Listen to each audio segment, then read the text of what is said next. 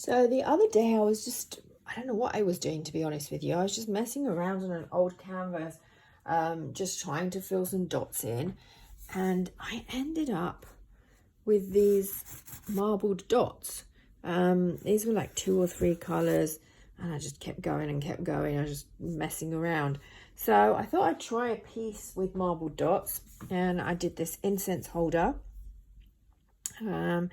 And I used quite a few marbled dots on here, to be honest with you. I went a little bit overboard maybe. And I love how some of them came out, the look of some of these. But I do feel maybe it's a little bit too much for the one piece to have so many marbled dots in there. It's almost like the pattern doesn't stand out so well. So I'm trying marbled dots again on my next piece, but maybe not using quite as many of them. So this is my piece that I'm doing now. So it's a canvas, and I've used the marbling much more sparingly, and I like the effect much more to have few, what is it they say, less is more.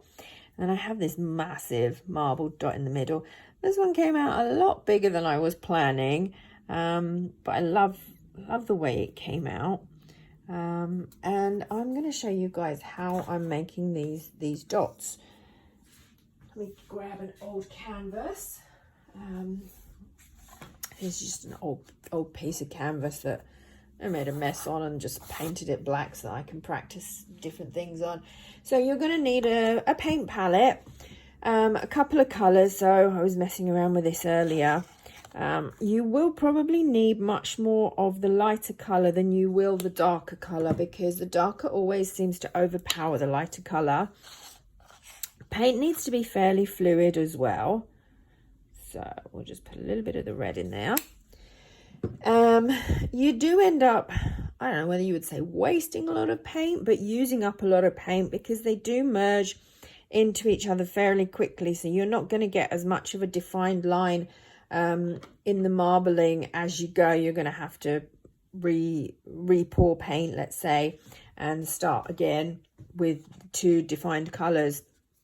So I usually use a ball tool, but actually for this technique it seems like the brush is much better for getting a more defined marbling on your dot, and you'll see what I mean in a second. So let's just do this with the ball tool for now.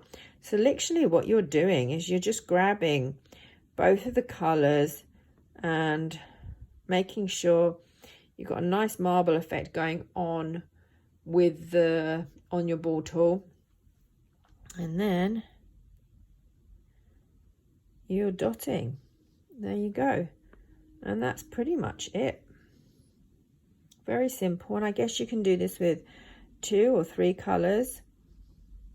As I say, the more you merge these colors on your palette, the more undefined your dot's going to be. So the colors will kind of merge into one, and you can see there that I'm getting a much more red. There's a slight bit of gold in there, but the colors have merged much more together. So just grab a little bit more of that gold. So you can see the first ones are much more defined with the colors, and then they seem to bleed a lot more as you go on. You would have to change, just add a little bit more gold, let's say, because the red is overpowering. Now, as I said, or did I say? I can't remember. I'm finding that a brush is much better for dotting these marbled dots. Now, I'm not a brush user for dotting, and I haven't learned how to do it, so I'm probably doing it completely wrong.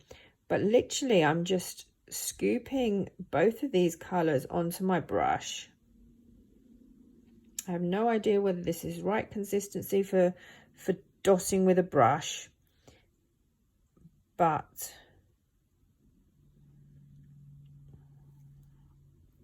it just seems to be much easier to get both those colors onto a brush and then dot rather than using a ball tool. They also don't seem to merge into one another quite as much as when you're trying to grab the paint with your ball tool.